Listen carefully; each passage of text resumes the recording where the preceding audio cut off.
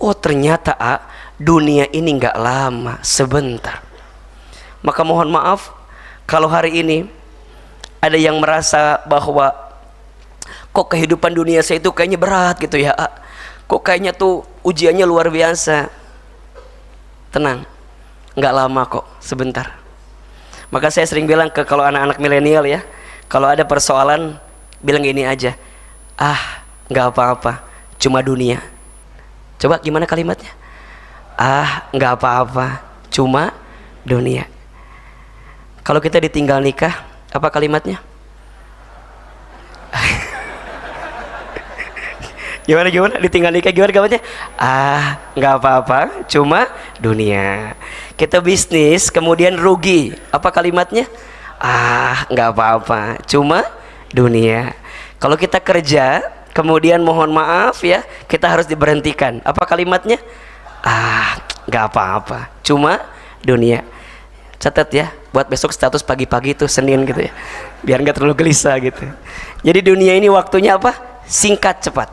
Oke, yang kedua, dunia ini ya sistem kerjanya permainan dan senda gurau. Apa? Permainan dan senda gurau. Baik. Di dunia ada masa mendapatkan, ada saat kehilangan, ada bahagia, ada sedih, itu mah biasa. Karena dunia kalau dalam bahasa sederhananya panggung apa? Sandiwara. Kan ada ya itunya ya. Dunia ini apa? Panggung sandiwara. Makanya mohon maaf, yang lagi di atas jangan sombong, yang lagi di bawah jangan putus asa. Cuma dunia. Ada saat mendapatkan, ada saat kehilangan. Pahami ini. Karena mohon maaf, kalau kita terlalu dalam, ujungnya kita akan dipermainkan dengan dunia itu. Ya biasa aja, namanya juga dunia. Ya, ada saat dimana kita bisa memiliki sesuatu, tapi juga ada saat kita akan kehilangan sesuatu itu. Bahkan kenapa disebut dengan dunia, diambil dari kata dana, artinya apa? Sementara. Makanya apa yang di dunia ini semuanya sementara. Kullu man 'alaiha fan, setiap apapun yang ada dalam dirimu wahai manusia selama di dunia itu fana, sementara. Betul nggak? Kan ada tuh Ustadz Dery suka nyanyi itu tuh kalau nggak salah tuh, ya kan? Dunia sementara katanya, akhirat selama-lamanya, kan gitu kan? Iya, semua sementara. Sehat sementara, sakit sementara, kaya sementara. Coba, sehat sementara, sakit pun sementara, kaya sementara, miskin sementara. Suami kita, kok kayak ragu ini jawabannya ini. Suami, istri kita. Wah, ini lebih tegas jawabannya nih ya kan ya. Jadi semua keluarga sementara, harta, jabatan, pangkat, semuanya sementara. Maka jangan sombong dengan apa yang sementara itu. Makanya kalau adanya gini, kenapa ya kok saya tuh kalau kehilangan sesuatu berat banget. Sebenarnya ya, kalau kata guru saya, tidak ada yang namanya kehilangan katanya. Yang ada hanyalah Allah mengambil lagi apa yang Allah titipkan kepada kita. Betul apa betul? Makanya ini rumus ya, rumus. Jika tidak ingin merasakan kehilangan, jangan pernah merasa memiliki. Status hari Selasa itu. Ayo siapin kameranya, nanti kasih lagu di belakangnya ya. Jika tidak ingin merasakan kehilangan, jangan pernah merasa memiliki. Kenapa ada orang yang merasa kehilangan? Karena merasa apa? Memiliki. Padahal apapun yang ada dalam dirinya itu bukan punya dia. Dia hanya dititipi oleh siapa? Allah. Dunia, apa ciri yang kedua? Permainan dan senda gurau. Jadi nyantai aja. Nah yang ketiga, dunia ini makhanul bala, tempat ujian. Tempat apa? Ujian. Ya Rabb. Jadi kalau kita merujuk pada tema kita, masalah kalimatnya ya. Kalau saya lebih enak nyebutnya ujian aja. Dunia ini tempat apa? Ujian. Jadi selama hidup kita pasti akan dapat apa? ujian. Kalau nggak mau dapat ujian, jangan hidup alias mati. Makanya mohon maaf tadi Ahilman tanya di awal, di sini ada yang sedang punya masalah, jawabannya apa? Ada. Kenapa? Karena ciri orang yang hidup. Kalau tidak punya masalah jangan hidup alias. Jadi saya tanya, yang di sini punya masalah atau tidak? Yang keras punya atau tidak? Jangan ragu ya, karena dari wajah nggak bisa bohong. Saya juga tahu ini kan. Ini kan wajahnya hampir sama semua kelihatannya. Wajah banyak masalah. Dan ingat ya, setiap orang pasti diuji dengan masalahnya masing-masing. Betul apa betul? Ada orang yang mohon maaf, misalnya ya, mohon maaf ya, ada orang nanya gini, gimana caranya agar hidup nggak punya masalah? Itu pertanyaannya kurang tepat menurut saya. Karena hidup itu pasti punya masalah. Ayo kita buktikan. Waktu kita sekolah punya masalah, pengen cepat apa? Lulus. Izin Allah lulus, kemudian kuliah. Setelah kuliah ada masalah atau tidak? Pengen cepat apa? Kerja dengan izin Allah. Kemudian kita kerja. Setelah kerja masih ada masalah? Masih ada masalah? Oke, masalahnya apa? Pengen apa? Pengen nikah. Oke, ketemu jodohnya. Setelah nikah, masalah tambah dikit tambah banyak. Oh biasa aja ini yang udah punya masalah. Kayaknya dari hati banget gitu jawaban tuh ya. Coba ini ya, ini biar yang belum nikah tuh tahu gitu loh. Nih, yang sudah nikah, setelah nikah masalah tambah dikit tambah banyak. Makanya berhati-hati yang belum nikah ini ya. Karena kan sekarang lagi ngetren tuh di TikTok, ada yang bilang gini, oh kok hidup masalah banget ya, jadi pengen buru-buru nikah. Kayaknya nikah tuh nyelesain masalah, padahal enggak. Setelah nikah ada masalah atau tidak? Oke, pengen punya apa? Izin Allah punya anak. Setelah punya anak, masalah hilang atau tidak? Tambah dikit tambah banyak. Betul? Jadi ujian tuh ada saja. Ada orang yang mohon maaf ya, suami istri masalah pertama mungkin diuji sama pasangannya. Ada nggak? Ada nggak? Ada yang begitu? Suami diuji sama istrinya ada? Istri diuji sama suaminya ada? Jangankan sekarang, dulu pun ada. Kita tahu para nabi kan ada yang diuji dengan itu kan. Nabi Nuh soleh nggak? Soleh. Tapi istrinya tidak soleh. Siapa namanya? Ibu Nuh. Kayaknya pusing jawabannya apa gitu ya. Ya Ibu Nuh biar cepet lah ya. Nabi Nuh soleh atau tidak? Soleh. Istrinya siapa? Ibu Nuh. Ibu Nuhnya tidak soleh. Ada juga contoh lain, Nabi Lut soleh tidak? Soleh. Istrinya siapa? Ibu Lut. Ibu Lutnya tidak soleh. Maka jangan kaget kalau sekarang ada suami soleh, istrinya tidak soleh. Ada tidak? Ada. Ada yang sebaliknya, istrinya soleh, suaminya tidak soleh. Ada tidak? Keluarga siapa itu? Firaun. Siapa nama istri Firaun? Jangan jawab Ibu Aun ya. Kalau tahu jawab Asia. Siapa namanya? Asia. Betul? Asianya soleh, Firaunnya tidak soleh. Ada yang dua-duanya tidak soleh, suaminya tidak soleh, istrinya tidak soleh. Ada? Keluarga siapa itu? Abu Lahab. Siapa istrinya? Ya, jangan Ibu Lahab ya. Namanya Ummu Jamil. Siapa namanya? Ummu Jamil. Tapi ada yang keempat, suaminya soleh, istrinya soleh. Ada tidak? Keluarga siapa itu? Nabi Muhammad udah pasti ya. Ada juga sebelumnya Nabi Ibrahim alaihissalam. Coba ini khusus ibu-ibu ya. Ibu-ibu saya mau tanya, kalau punya suami pengen yang mana? Nabi Nuh, Fir'aun, Abu Lahab apa Nabi Ibrahim? Jawab yang keras yang mana? Nabi Ibrahim. Udah ya, jangan diganti lagi ini jawabannya ya. Nabi Ibrahim itu istrinya dua ya, Siti Sarah sama Siti Hajar ya. Udah nggak boleh diganti lagi jawabannya, udah begitu pokoknya. Jadi yang namanya hidup itu nggak akan bisa selesai dari masalah, betul nggak? Maka tolong catat ini ya, status hari Selasa nih, catat nih ya. Kebahagiaan hidup itu tidak diukur dari apa yang datang dan pergi.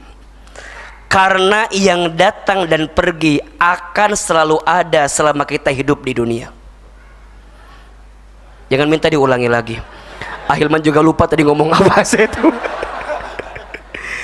Kebahagiaan hidup itu tidak diukur dari apa yang datang dan apa yang pergi.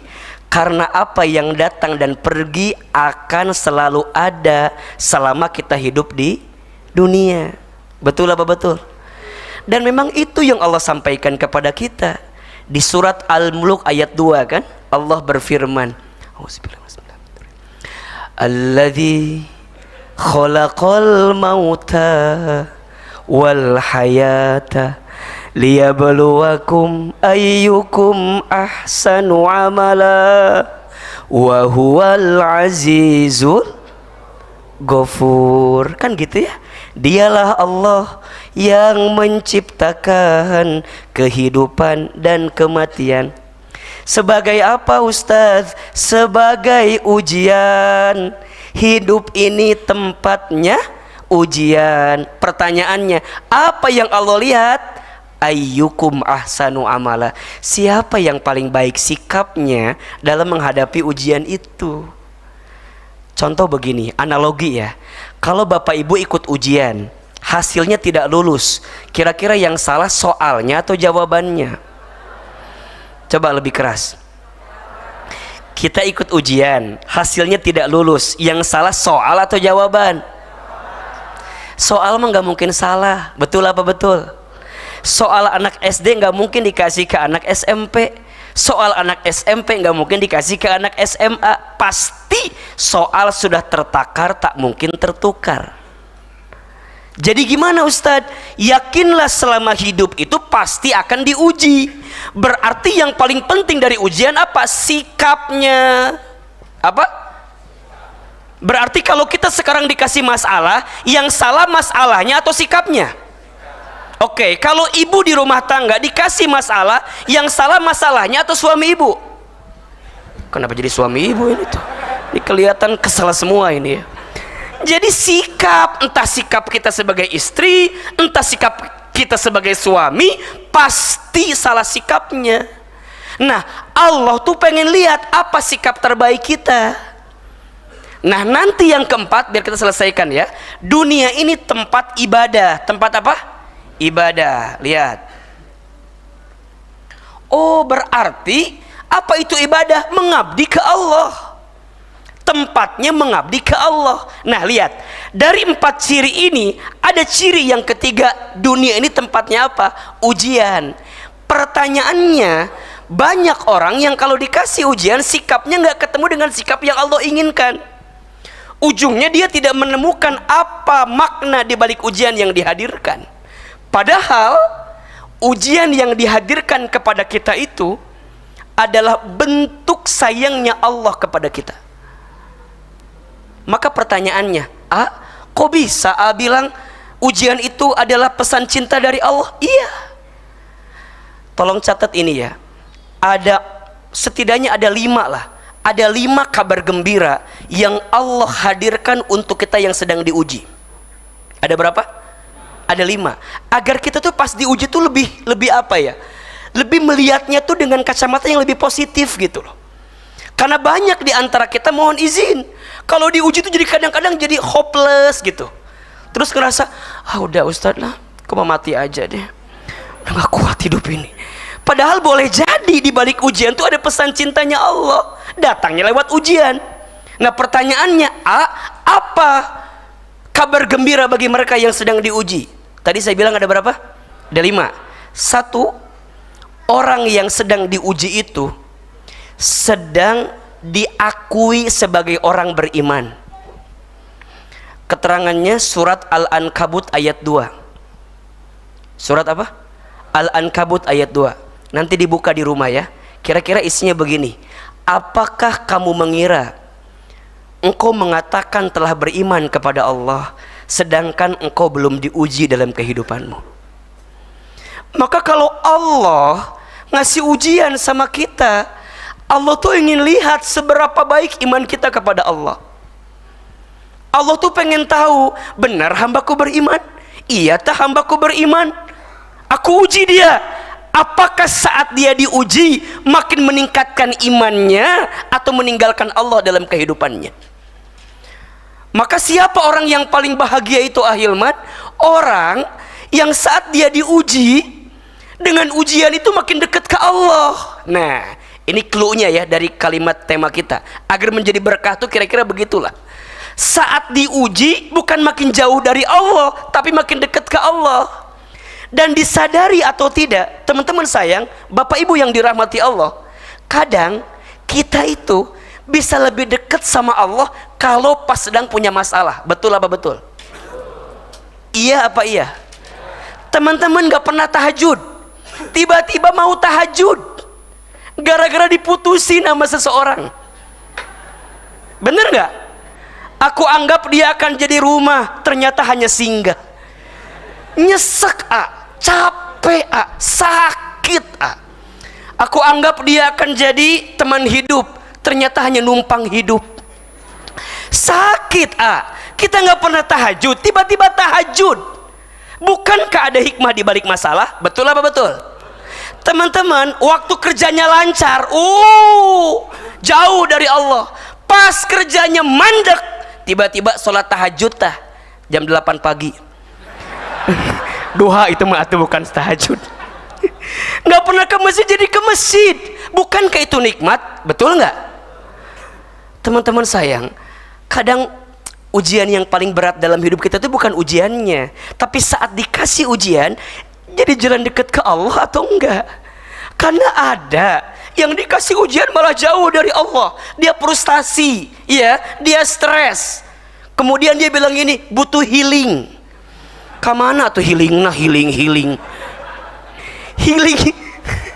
Kalau ada yang nanya, healing yang terbaik itu apa? Bukan jalan-jalan kemana-mana. Healing terbaik itu kembali ke Allah, itu jawabannya. Makanya ada masa-masa teman-teman gak pernah nangis, tapi pas lagi dikasih masalah, teman-teman doa, kemudian nangis. Nikmat atau tidak? Itu Allah sedang memelukmu, Allah sedang membelaimu, Allah sedang mendekatimu agar engkau segera kembali kepada Allah. Dan itu nikmatnya luar biasa.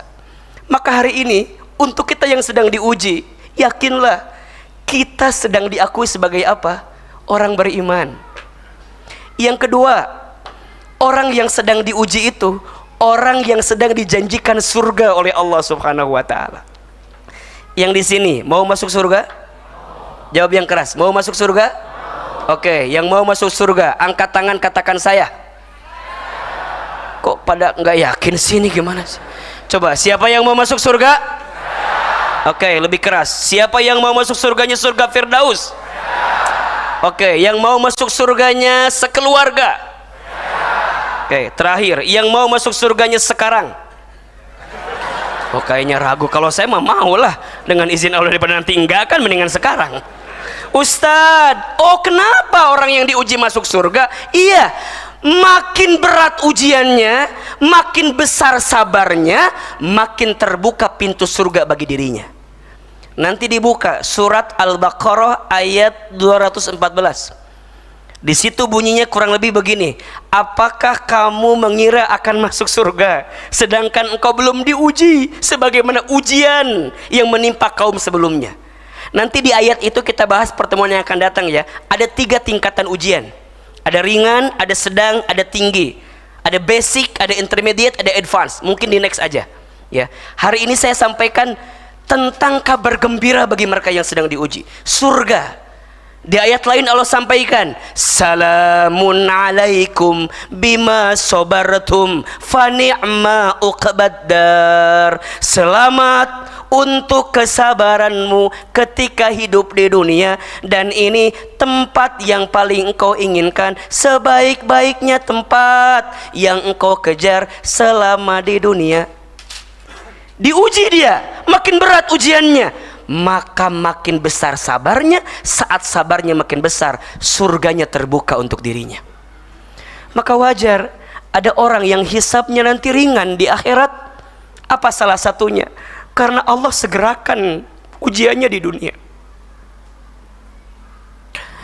Dikisahkan ada seseorang yang Dia tuh terkaget-kaget ketika sampai di akhirat dia mendapatkan surga yang levelnya VVIP gitu. Kok bisa ya Allah? Padahal sholatku biasa aja gitu, sedekahku biasa aja, baca Quranku biasa saja. Maka apa alasannya? Iya, aku tempatkan engkau di tempat yang paling baik ini karena selama di dunia engkau sabar dengan ujian yang aku berikan, dan engkau tetap berdoa kepada Allah. Dan ini adalah hasil doa-doamu yang belum sempat aku kabulkan di dunia. Ternyata Allah tunda pengabulannya. Bukan Allah tidak mengabulkan, tapi Allah ingin kita terus mendekat kepada Allah. Karena biasanya, coba saya mau tanya, kalau kita berdoa, yang paling penting itu dikabulkan doanya atau dikasih kesempatan berdoa? Saya ulangi ya, kalau kita berdoa, itu yang paling penting itu dikabulkan doanya atau dikasih kesempatan berdoa? Kita kadang lupa gitu. Kita suka merasa kalau udah doa maunya segera dikabulkan. Padahal mohon maaf, kalau udah dikabulkan kadang-kadang kita nggak doa lagi gitu. Betul nggak? Makanya Allah tunda pengabulannya. Bukan Allah tidak mengabulkan doamu, Allah tahu mana yang terbaik untukmu. Jika doamu belum dikabulkan di waktu yang cepat, maka Allah akan kabulkan di waktu yang tepat. Kalau bukan di dunia, mungkin nanti di akhirat. Allah hanya ingin engkau terus berdoa sampai engkau berharap kepada Allah Subhanahu wa ta'ala. Maka orang yang sedang diuji dijanjikan surga oleh Allah Subhanahu wa ta'ala. Yang ketiga, orang yang sedang diuji itu sedang dihapuskan dosa-dosanya. Kata Nabi SAW, tidaklah rasa sakit yang menimpa seseorang kecuali di saat itu Allah sedang hapuskan setiap dosa-dosanya, Allah sedang hapuskan setiap kesalahannya. Maka ayah bunda, bapak ibu, teman-teman sekalian, kalau kita masih beriman, masih bertakwa kepada Allah, taat kepada Allah, tapi kita ngerasa bahwa kenapa ya kok makin taat makin ujiannya tambah berat? Ada nggak yang begitu kira-kira? Aku udah hijrah, tapi setelah hijrah malah tambah susah. Ada nggak yang begitu kira-kira? Tolong catat jawabannya. Karena Allah sedang menghapuskan dosa-dosa kita sebelum hijrah itu. Mungkin waktu kita sebelum hijrah begitu banyak dosa kita, begitu banyak maksiat kita. Allah sayang sama kita, Allah uji kita, kita sabar dengan ujian itu. Maka di saat itu Allah sedang hapuskan dosa-dosanya.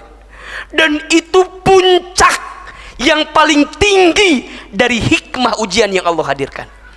Makanya kalau ada orang yang sakit suka bilang begini kan, gimana caranya biar cepat sembuh?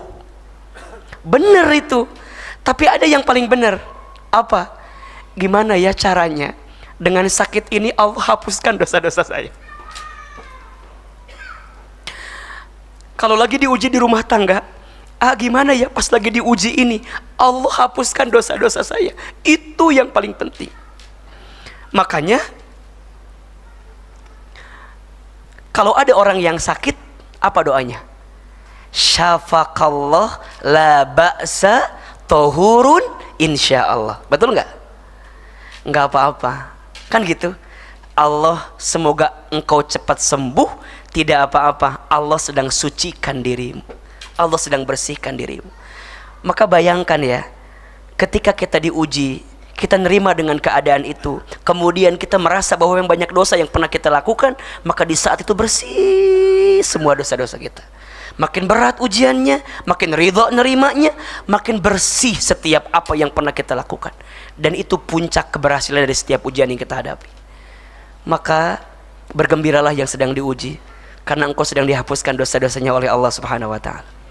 Yang keempat, orang yang sedang diuji itu orang yang sedang diangkat derajatnya. Masya Allah. Tapi dalam kacamata dunia kok kita jadi tambah rendah, tambah jatuh? Mohon maaf, di mata dunia mungkin engkau terlihat rendah, tapi dalam pandangan Allah engkau dimuliakan karena ujian yang engkau dapatkan dalam hidup. Maka teman-teman sayang, jangan mengukur ketika Allah memuliakan kita itu dengan aspek dunia yang Allah berikan kepada kita. Teman-teman gak bisa bilang gini, ayah bunda gak bisa bilang gini, oh dia punya harta, kaya misalnya. Kita gak bisa bilang, oh dia kaya, lagi disayang sama Allah. Belum tentu. Dan kita juga gak bisa bilang gini, oh dia miskin, lagi dihinakan oleh Allah. Enggak juga.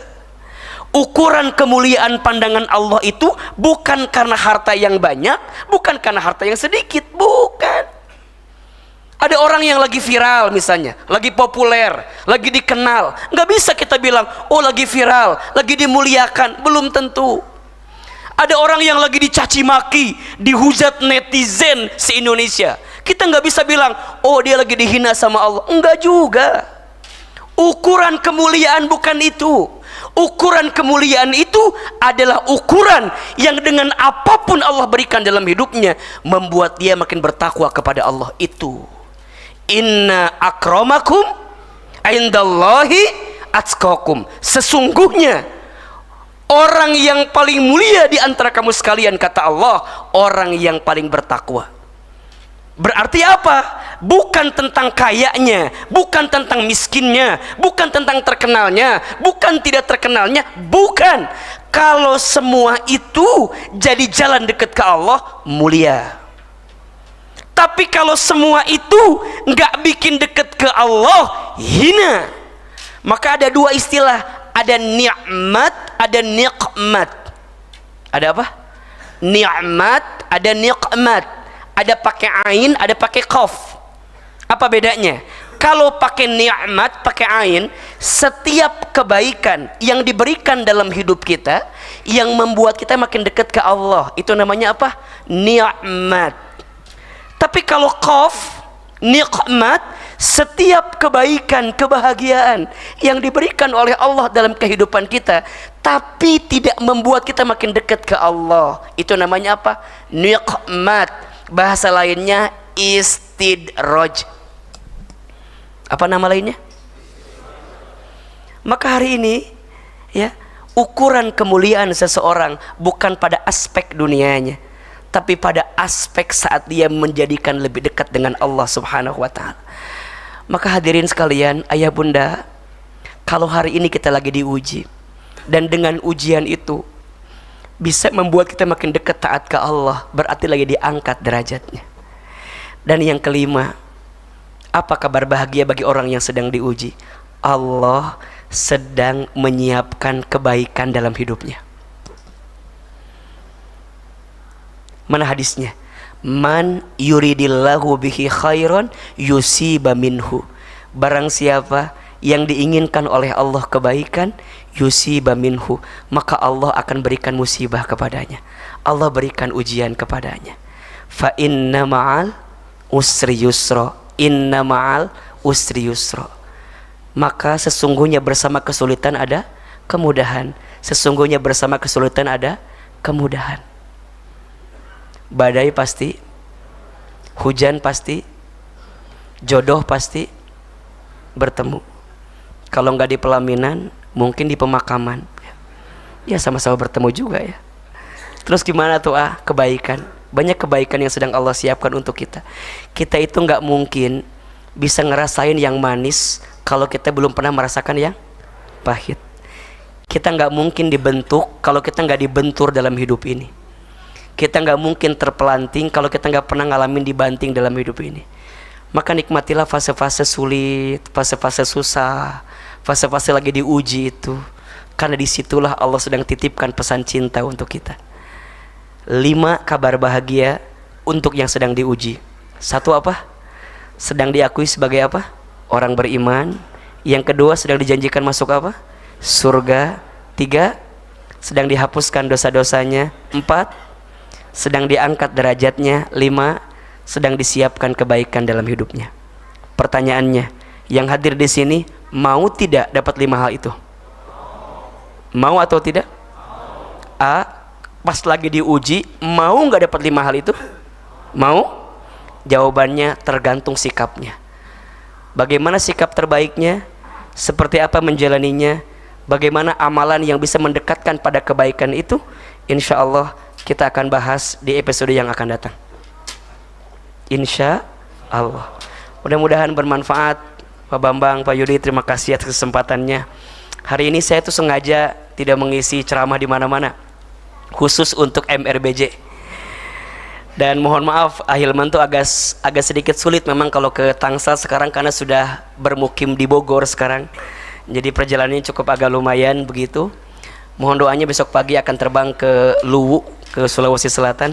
Mudah-mudahan Allah berikan keberkahan dan Allah berikan kebaikan untuk kita semua. Hari ini ada ilmunya atau tidak? Ada manfaatnya? Bisa melembutkan hati? Bisa menenangkan perasaan kita? Yang lagi diuji lebih tenang atau tidak? Atau tambah gelisah jangan-jangan? Insya Allah ya. Ada 5 kabar bahagia. Ingat-ingat ini. Kalau pas lagi diuji, ingat-ingat 5 kabar bahagia ini. Nanti kita akan bahas lagi seperti apa sikap terbaiknya. Terakhir mari kita angkat kedua telapak tangan. Kita berdoa kepada Allah.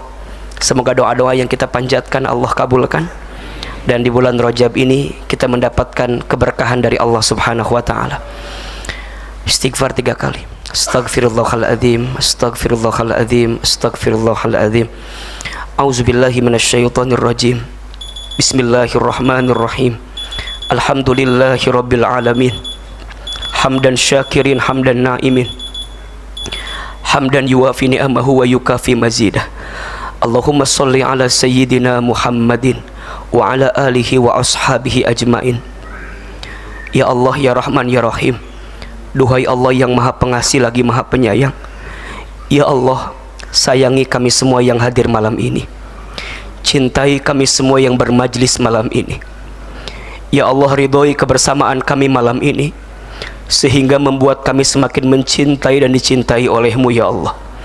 Ya Allah, ya Ghaffar, duhai Allah yang maha pengampun, ampuni dosa-dosa kami ya Allah. Maafkan kesalahan kami ya Allah. Berikan kami kesempatan bertaubat sebelum kami wafat. Perbaiki hidup kami sebelum kami kembali kepadamu ya Allah. Ya Allah, jangan keluarkan kami dari masjid ini kecuali Engkau ampuni dosa-dosa kami. Jangan Kau pisahkan kebersamaan kami malam ini kecuali Engkau ampuni dosa-dosa kami. Ya Allah, kami sadar jika hari ini ada ujian yang menimpa kami, jika hari ini ada musibah yang datang kepada hidup kami, kami sadar ya Allah, itu disebabkan karena dosa-dosa yang pernah kami lakukan. Ya Allah, dengan ujian yang Kau berikan ini, jadikan kami hamba-Mu yang makin dekat dan taat kepadamu ya Allah. Kami yakin ya Allah, Engkau tidak akan mungkin menguji kami di luar batas kemampuan kami. Maka ya Allah, kuatkan hati kami, kuatkan tubuh kami, temani kami dalam menjalani ujian-ujian dalam hidup ini ya Allah. Allahumma raddina biqada'ika wa sabbirna ala bala'ika wa auzi'na syukra ni'amaika. Ya Allah, berikan kepada kami kemampuan ridho atas semua ketentuan-Mu. Mampukan hati kami sabar dengan ujian dari-Mu. Mampukan hati kami bersyukur atas semua nikmat dari-Mu. Rabbana zalamna anfusana wa illam taghfir lana wa tarhamna lanakunanna minal khasirin. Ya Allah, kami mohon kepadamu, jika malam ini ada yang sedang gelisah, tenangkan hatinya ya Allah. Jika ada yang sedang punya masalah, angkat masalahnya ya Allah. Jika ada yang sedang susah, tunjukkan jalan keluar terbaiknya ya Allah. Jika ada yang punya aib, tutup aib-aibnya ya Allah. Jika ada yang sedang sakit, dengan izin-Mu sembuhkan penyakitnya ya Allah. Jika ada yang punya hajat, kabulkan hajat-hajat kami ya Allah. Hasbunallah wa ni'mal wakil, ni'mal maula wa ni'man nasir. Allahumma kfina bihalalika an haramik wa aghnina bifadlika amman siwak. Ya Allah, cukupkan kami dengan apa yang Kau halalkan dan jauhkan kami daripada apa yang Kau haramkan. Ya Allah, kayakan kami dengan karunia-Mu daripada kami bergantung kepada selain-Mu. Ya Allah, seperti ini Engkau satukan kami di dunia, maka seperti inilah Engkau kumpulkan kami nanti di surga-Mu ya Allah.